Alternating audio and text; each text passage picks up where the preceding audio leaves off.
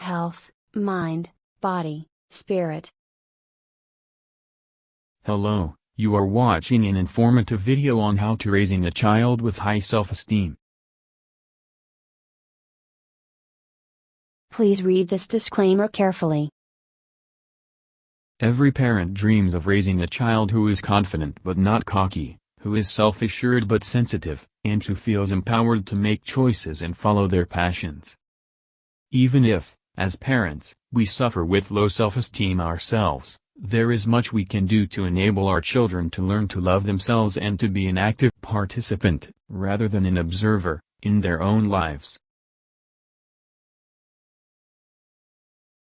Start with you. Our children learn far more from what we do rather than the lessons we try to teach them. In the way we conduct ourselves each day, we teach our children how to be. We act as role models and inspire our children. So if we model high self-esteem, our children are more likely to develop high self-esteem too. For those of us with low self-esteem, this can make us worry that we're doomed to pass on feelings of self-doubt and negativity to our children, but that needn't be the case. Whilst we can't fundamentally change our personalities overnight, we can think carefully about the way in which we portray ourselves each day. We can think about what we choose to say aloud. We can make a conscious effort to present the best version of ourselves. When we're struggling with issues of self-negativity, a good way to redress the balance is to try and see yourself through your child's eyes. When they are young, kids tend to adore their parents unconditionally. Don't question it, embrace it, and try to channel the parent your adoring child sees whenever self-doubt creeps in. Tackle negative self-talk. When we talk badly about ourselves, it reinforces low self-esteem. Again, we should start with ourselves here and make a conscious effort not to talk badly of ourselves. It's remarkable how often self-critical phrases creep in when you listen out for them. Additionally, any time we hear our child talk negatively about themselves, we should question it. Ideally, we should not just dismiss their concerns, but rather provide evidence to the contrary, or balance negative self-talk with meaningful compliments. Give feelings names. When we struggle with difficult thoughts and feelings, it can really pull down the way we feel about ourselves and our place in the world around us.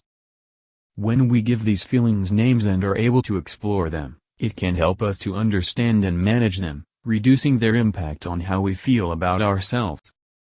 Help your child to understand the different ways they feel, both physically and emotionally, so that your family has a shared language for both positive and negative experiences, which will enable open sharing and support.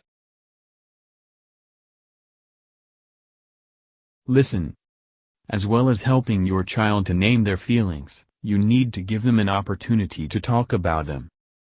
This can work best if we get into a habit of listening early on. If we build listening into our daily routine, our child gets used to being heard and will more readily share with us at specific points each day.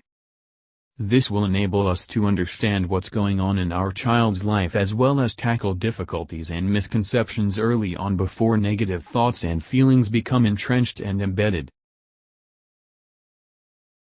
Be a stable base. Whether your child is a toddler or a teenager, they need a stable base from which to explore the world.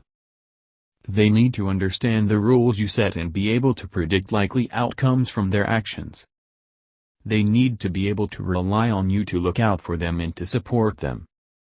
Once they know that they can rely on you, they'll be ready to walk away and become more independent and self-assured.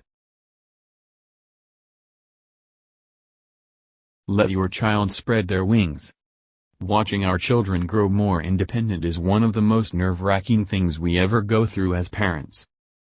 However, if we want our children to develop self-confidence and assurance, we need to have the confidence to let them go. We can't live their lives for them, we need to provide them with the tools and encouragement they need to go out and take risks, make mistakes, and reap the rewards of starting to find their own place in the world. Celebrate uniqueness and diversity. Show tolerance of others in all that you say, and celebrate what makes each member of your family unique. Never expect children to live up to expectations set by siblings, nor to fulfill your own childhood dreams. Instead, help them to develop their own skills and talent and enjoy these individual differences. Empower decisions that have impact. Let your child see that they make a difference in your family. Talk to them and listen to what they have to say. Invite their opinions on decisions both big and small, like what should we eat for dinner? Where should we go on holiday?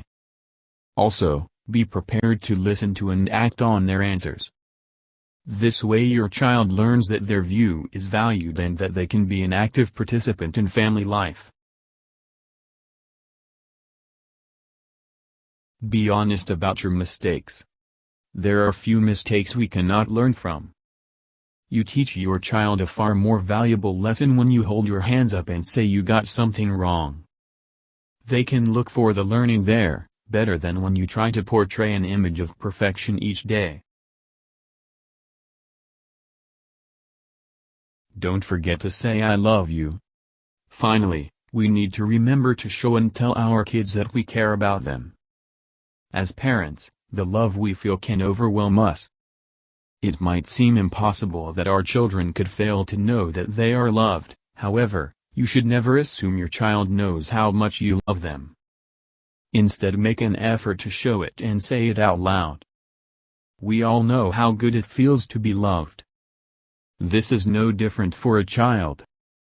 Actually, it can be an important bedrock of self-esteem, as well as making family life just that little bit more pleasurable each and every day.